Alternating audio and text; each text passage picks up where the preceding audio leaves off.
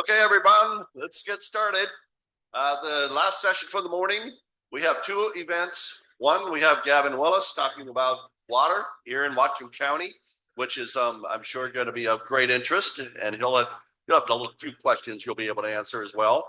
And then we have Representative Rick Larson coming on after that, and we'll have some time to interchange with him. He will be remote, but he will be able to have questions coming at him, and hopefully we'll answer them well. But let's start with Gavin. So thank you, Gavin.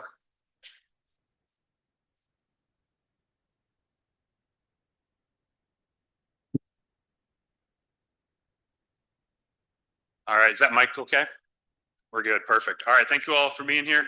As Henry mentioned, my name is Gavion Willis. I'm the Executive Director of the Ag Water Board, which was previously Henry's role, so I took that over at the beginning of this year. I know that the initial title for today's presentation here was water issues generally in Whatcom County. I'm focusing on the adjudication because I feel like that's going to be more relevant to a larger number of you. But if you do have questions about flooding issues, we can probably address some of those at the end as well. But we'll just dive into this for now. So just as a really basic overview on how we got to where we are here, a bit of background on what an adjudication is. For those of you not familiar with that term, it's a civil court case used to determine the water rights in a given area. In Washington State, we legally determine water rights by the doctrine of prior appropriation, which means that the first person to use or to put water to beneficial use has the right to continue that use without interference from newer users. Other states have different laws around water use. Eastern U.S. tends to use the riparian doctrine because those are areas that aren't prone to drought. So that's if you have water, surface water on or adjacent to your property, you have a right to use it. Some states use the rule of capture for groundwater. So if you have groundwater underneath your property, you have the right to use it. So Texas, for example, uses that. But Washington State doesn't use those. We use prior appropriation. So it's also sometimes referred to as first in time, first in right. But an important element of that is since it depends on a quote unquote beneficial use, if you go a set period of time without using your water, which in Washington State is 5 years, then that may be subject to relinquishment. So you may lose the right to use that water, and newer users may then have priority there. The tribes locally have been asking for an adjudication for a number of years. Initially asked for the adjudication in federal court, and that request was denied. So they then asked the state to adjudicate. Department of Ecology was very excited to get that request from the tribes, and they put WIRA 1, which is the Water Resource Inventory Area 1, the Nooksack Basin, on the top of their list for basins to get adjudicated as the Yakima adjudication was wrapping up. They've been preparing for this for a couple of years, and then on May 1st of this year, Ecology filed the adjudication in Whatcom County Superior Court in Bellingham. They identified over 30,000 claimants who will be defendants in the case, and all water users in WIRA 1 will need to file a claim in the adjudication, or you'll risk losing your water access.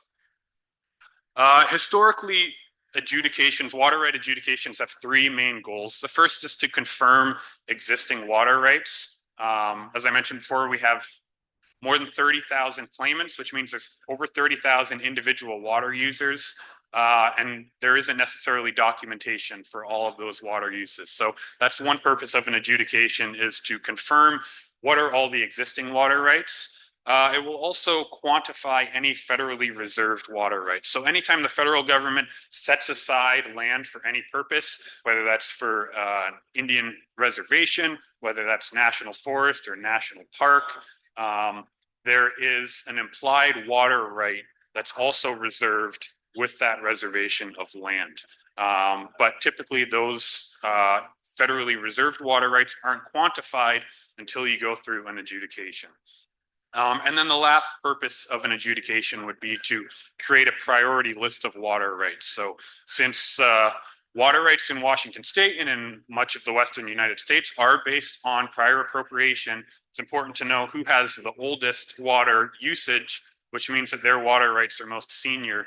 And in case of water shortage, senior water users get their water rights filled prior to junior water users.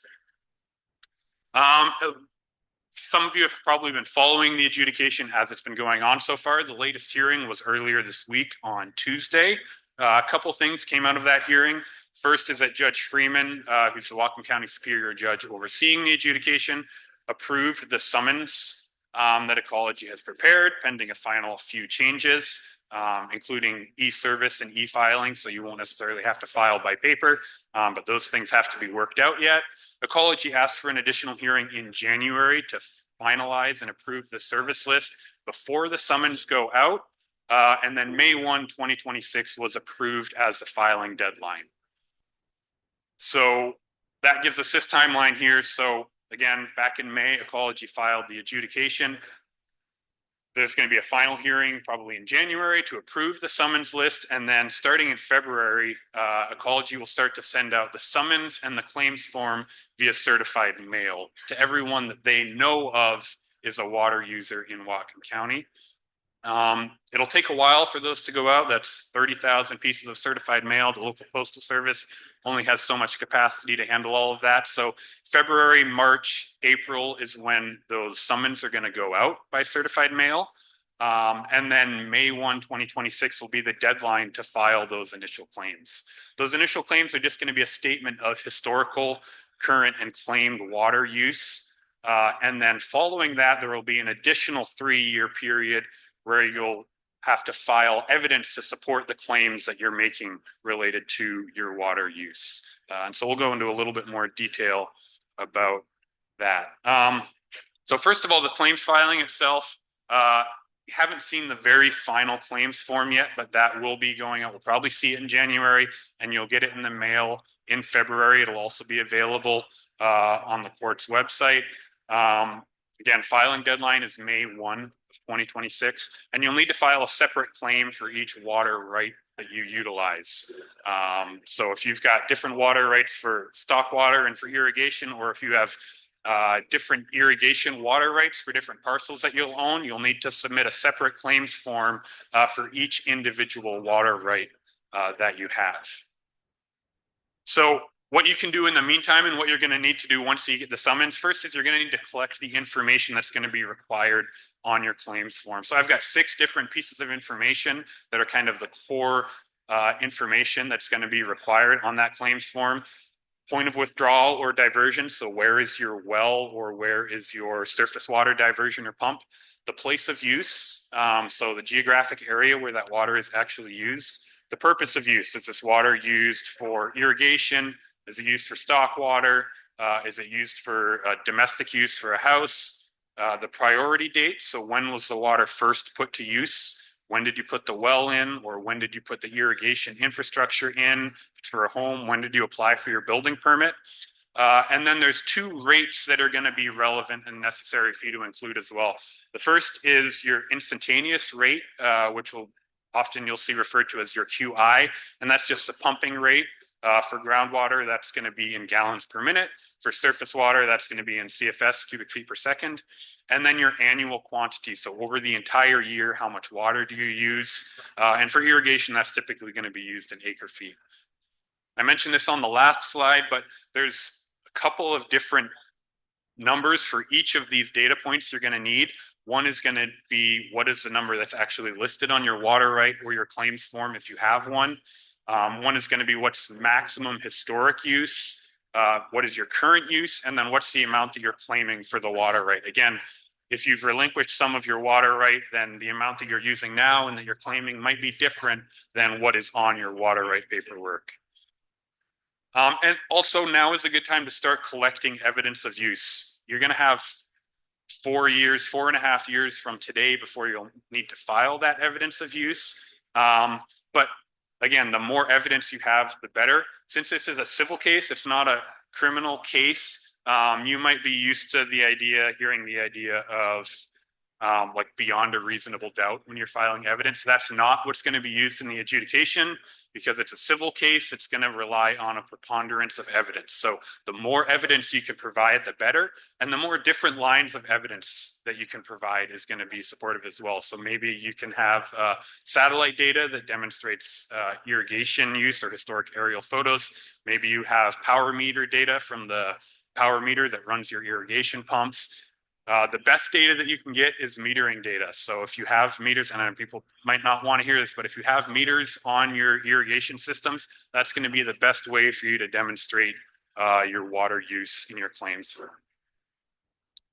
Obviously, some of this information might be easy for you to access. Some of it might be more difficult. So there's going to be a number of sources providing technical assistance to help you file your claims and collect evidence of use. Department of Ecology, for one, is going to have some assistance available. My general rule of thumb is don't take legal advice from the people that are suing you. So I'll let you decide whether or not you'll take assistance from Department of Ecology in filing your claims. Whatcom County Public Works also has some assistance available, especially if you're looking for assistance for domestic use. If you've got a permit exempt well that supplies your home or a number of homes, they can provide some assistance there. And then at the Ag Water Board, we're developing a number of lines of technical assistance as well, specifically for agricultural users. One of those is water rights office hours. So we have consultants with AESI who are water rights experts. So you can sign up for water rights office hours. I believe we might still have some sessions available tomorrow, but those might be filled up. But we're going to be offering more of those through the next year. You'll be able to sign up, give them your parcel number ahead of time, and they can do some research on water rights associated with your parcel. They can gather historic aerial photos to give you some more evidence of past use and kind of walk you through your water rights situation. It's a one-on-one 30 to 45-minute session, and that's free to you, that kind of introductory session for your water rights. We've also filed a public records request with the Department of Ecology for every water rights document that they have associated with all of the parcels in the watershed improvement districts, which make up the Ag Water Board. Ecology is still working on fulfilling that request, but we expect that by the end of this month, we'll have the final batch of documents from them. And we're creating a portal on our website that's going to be a map system. So you'll be able to zoom in on a map, click on a parcel that you own, and download water rights documents associated with that parcel. And then we've also developed an irrigation water use calculator. So based on your location, your crop type, and your irrigation system, we can estimate how much water you're using to irrigate your crops there. And then we've also have lists of other consultants and attorneys who can provide that support. So on the bottom of the screen here is a screenshot of our water rights resources page. So if you just go to agwaterboard.com and click water rights resources, which is the first link on the top of the page, that'll take you to this page here. And in the top right corner, there's kind of the navigation there. You can book a session for water rights office hours if they're available. We've got a list of resources, and the parcel finder is where you'll be able to access your water rights documents once we have the last of those requests from the Department of Ecology. Question that I'm expecting to get here, and so I'm going to preempt it now, is what other alternatives are there? What other options do we have? Because an adjudication isn't going to increase the water that's available. It's really just an accounting exercise in determining who has the right to water, how large their water rights are, and what their priority date is. The best option for us to make meaningful improvements for everyone involved would definitely be through a federal Indian water rights settlement. And that's why the federal government, through the U.S. policy on Indian water rights, and the Western states, I believe it's 15 westernmost United States in the Western States Water Council, both agree federal Indian water rights settlement is the preferred alternative to an adjudication. They can occur in parallel, so we can work on settlements while the adjudication is happening. And Ag Water Board is working towards a number of avenues that might help us accomplish that. One of those is identifying potential venues for negotiations, whether that's the Watershed Management Board, which is where a number of county stakeholders are currently present, or whether there's some other system of negotiations that'll work. Also beginning to lobby for support from federal legislators. I know after this, we're going to hear from Representative Rick Larson. What are ways that he and the rest of our federal delegation can provide support, both to move the negotiation process along and to provide federal resources as part of the settlement. And then we're also developing some pilot projects as proofs of concept for, hey, if you want to move through a settlement and part of the settlement outcome is going to be some projects to improve in-stream flow, we want to be able to demonstrate that those types of things can work and are effective. As far as what in total might be included in a potential settlement, there's a whole bunch of potential outcomes. For agricultural users, I think the most important outcome is going to be no senior calls against junior water users. That means if your water right is junior to either a tribal in-stream flow right or another agricultural right that's more senior, no senior calls would mean that those senior users can't shut your water use off during a period of low flow or during a drought period. It is a standard element. So I know people are like, oh, what are the odds of that happening? That is a standard element in Indian water rights settlements across the United States. So it's not at all unusual for us to ask for that and for that to be included in any water rights settlement. Another element of settlements is going to be that the federal and state governments would provide funding for a whole host of projects. Some of those are going to be benefits specifically for in-stream flow and habitat related to fisheries. Some of those might be related to storage for water, whether for irrigation purposes or for in-stream flow purposes. Maybe flood protection can be incorporated as well.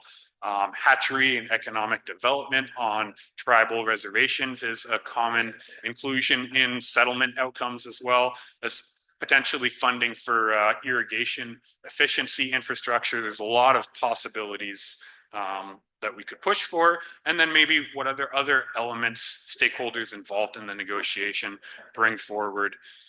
So maybe there's some exclusions, for example, from the relinquishment law that are carved out for our water resource inventory area. That isn't out of the question in a negotiated settlement. So in other basins that are similar to ours, typically the way that process works is that there are some entities that represent different stakeholder groups, whether that's municipalities, whether that's agricultural users, the tribes are going to be there, and the federal government.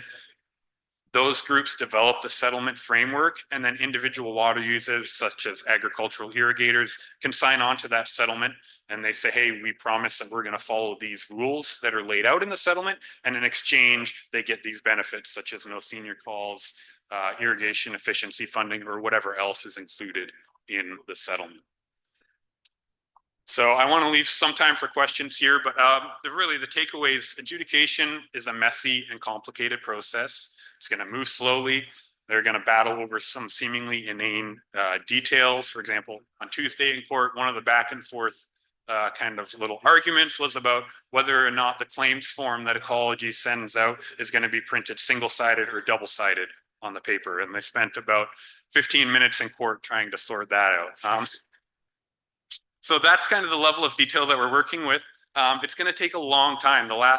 This is the second general stream adjudication in Washington State. The first one in Yakima took 40 years, and that only looked at surface water, and they had about 5,000 claimants. We're talking 30,000 plus looking at surface and groundwater. I don't believe that any Western state has ever adjudicated permit exempt domestic use. So that's entirely new legal ground as well. So it's going to move slow. It's going to be messy and complicated. But if you take nothing else away from my talk here, I want to note that you must file your claim. If you make mistakes on your claim form, you can go back, you can amend it, you can change it later. But if you don't file at all and you're not participating in the adjudication, you're not going to have access to water later, whether that's for irrigation, for domestic use, for stock water, or any other use that you may have. And again, settlement processes can be slow. They can be contentious as well, but I think they're going to provide better outcomes for everyone involved. So, again, we have resources available at agwaterboard.com. You can reach out to me directly. I've got my email address up there. And then I think we've got time for some questions as well. And again, if you've got questions on flood issues, because I didn't touch on that at all, but flood issues that are impacting you, I can potentially answer those for you as well.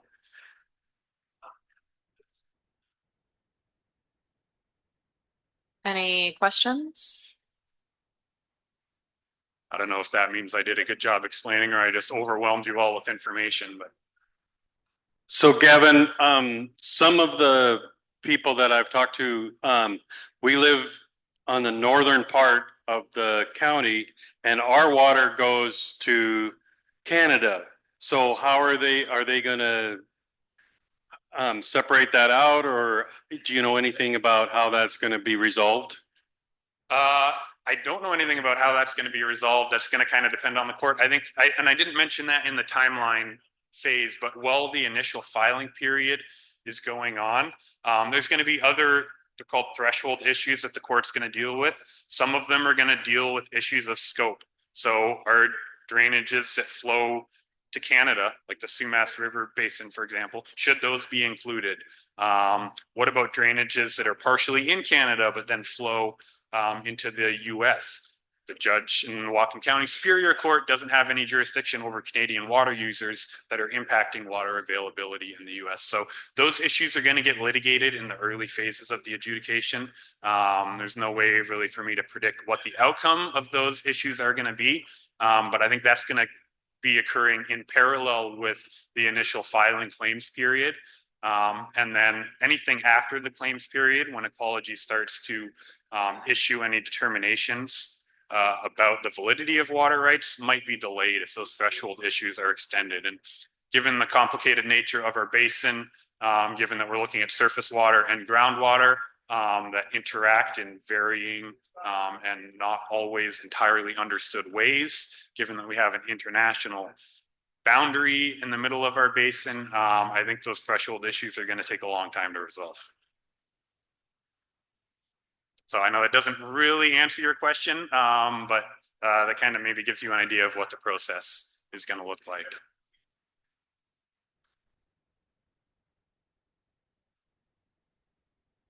Sorry, I can't hear so well. Yeah. So the effects here in Whatcom, how much is that going to affect other counties such as San Juan's, Island, Skagit? If you're laying a precedence of what's going to be accounted for, don't that the whole state needs to get that done? Yeah, so they're given that this adjudication is going to deal with some issues that haven't been dealt with in Washington state before, and a few issues that I don't know have been dealt with in any Western state as far as adjudication goes. It probably will set some precedent. I know in the Yakima adjudication, there were a number of challenges to state Supreme Court. I wouldn't be surprised if that happened here, and that precedent setting kind of goes up through the appeals into the Supreme Court. So yeah, I think for other areas of the state, they're going to be paying a lot of attention to what happens in Whatcom County over the next, I don't know, 30, 20, 30, 40 years through this adjudication. Right. Because I imagine, given that this adjudication was started because ecology finished the Yakima and said, where next? And the local tribes asked for an adjudication and ecology said the Nooksack sounds good. I imagine that big picture, the game plan for the state would be once you finish in the Nooksack, then you move your adjudication team somewhere else and adjudicate another watershed. So I think you're right that there's going to be other counties and other basins that are going to be watching closely to see what precedents are set here. Roger that. I see a trickle down effect for sure. Yeah, for sure. And it is complicated because yeah, we've had changes to state water law and other precedent like the Hearst decision and the Foster decision that have changed how water law is applied throughout the state. And so even the way that the Yakima adjudication dealt with some things won't necessarily apply here. And I imagine that'll be true for other basins as well. So. Argument of the what? Yeah, it's going to be a complicated, messy process for sure. And I think one of the concerns that I have too is it's going to turn the community against each other. I didn't mention it in the timeline, but after everyone's filed their claims and their evidence, ecology is going to go through and process theirs and deliver to the court their determination of the validity of water rights. And then everyone will have the opinion to challenge, either to challenge ecology's determination of your water right, to say, hey, I think that I deserve more water than ecology is saying, and we'll battle that out in court. Or participants and claimants will be able to challenge other people's water rights. So challenge water rights that are allocated to cities or to tribes or to other agricultural water users.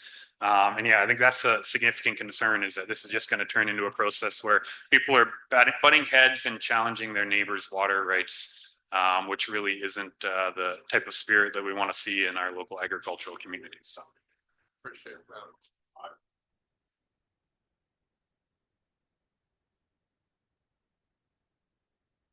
any other questions? Great, we got one here in the back. What? Got him. got I got it. I wanna, yeah. Are they going to address the use it or lose it portion of all of this? Because one of the issues we have no incentive to save water. We need to use our maximum every year. It would be nice if they would get rid of that portion of the law so that we can actually do some things to mitigate some of this. Yeah, I think that is a concern that I hear from a lot of irrigators, and I think that's an issue with Western water law in general.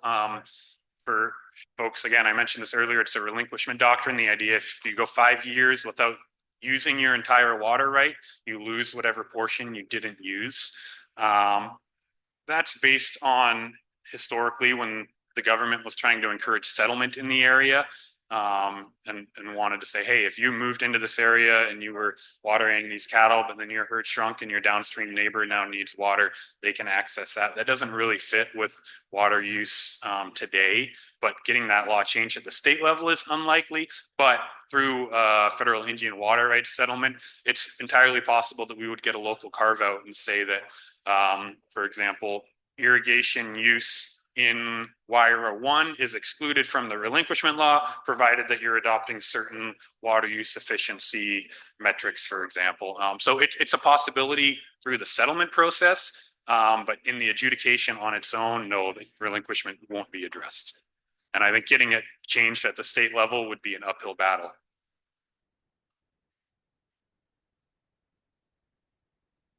And again, just to add to that, any changes to relinquishment would only apply moving forward and wouldn't necessarily resolve any past relinquishment issues which may be hanging over your heads. What other questions do you have? We're going to encourage you to continue to mine he's got a lot of experience on both water quality, flooding, and the water supply. And plus, we are waiting for our congressman to find the right time and technology. So this is an opportunity to grill Gavin for a little bit. So if you got some other questions, please use them. Otherwise, we're waiting for Rick. Yeah, I think thanks for that, Henry. I think we're relying on a team too of folks that know this stuff pretty well. We've got our attorney down in Olympia who's pushing for some more support for us up here locally. We'll also, starting in January, have a contract with the federal lobbyist team. So we're going to start visiting with our federal delegation and say, hey, we need you to talk to the tribes, to talk to other stakeholders, encourage them to come to the settlement table. And also for them to start working on, hey, part of a settlement is that the federal government guarantees funding for some of these projects. The Yakima Basin Integrated Plan at this point, which is part of the settlement in Yakima, is over $1.5 billion of federal money that they've received as part of their settlement. And they have options that we don't. They have storage, and they can manage in-stream flows by adjusting release rates from some of their storage and impoundment facilities. They're actually putting in some new storage facilities. We don't have any of that infrastructure currently existing in Whatcom County. The county itself has kind of preliminarily looked at a few options, and they get really expensive really fast.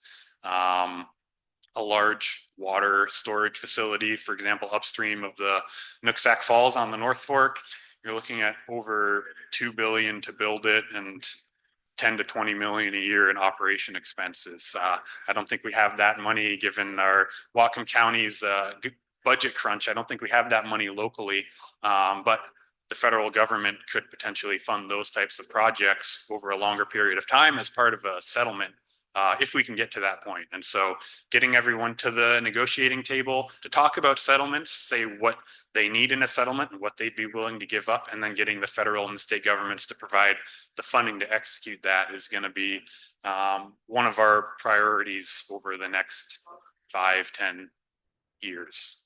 And so that's another thing too, where as Ag Water Board, we are representing you as farmers, as irrigators in these discussions. So that's where any feedback you have as far as what are things that you would want to see in a settlement, that's going to be valuable information for us so that we can go to the negotiating table, ensuring that we're representing the agricultural community as best as we can.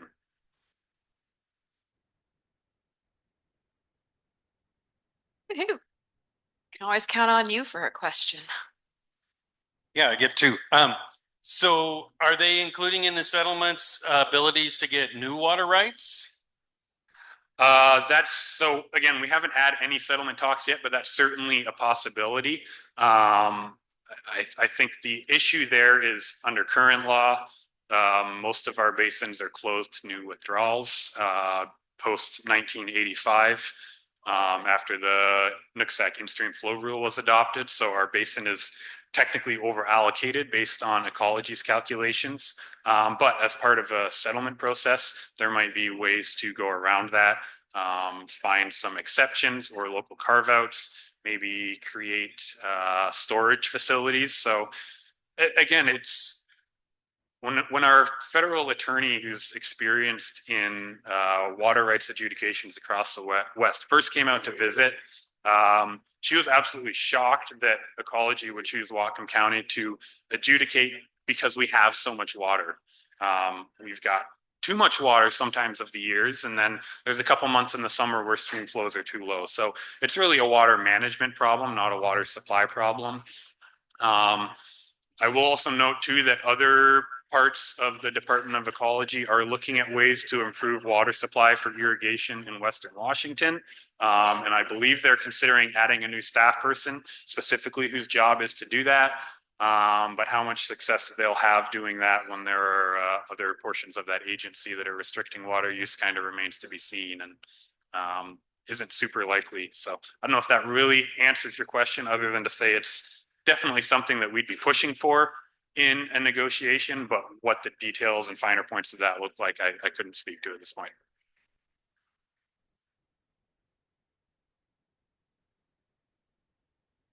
Any other questions?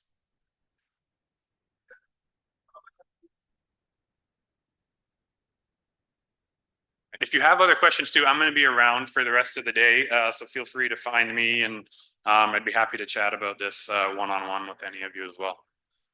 Hey, let's give Gavin thanks. This is well done. Thank you.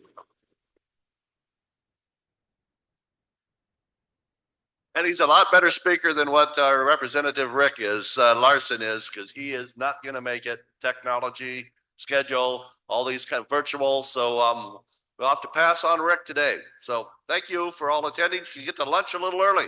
Thanks.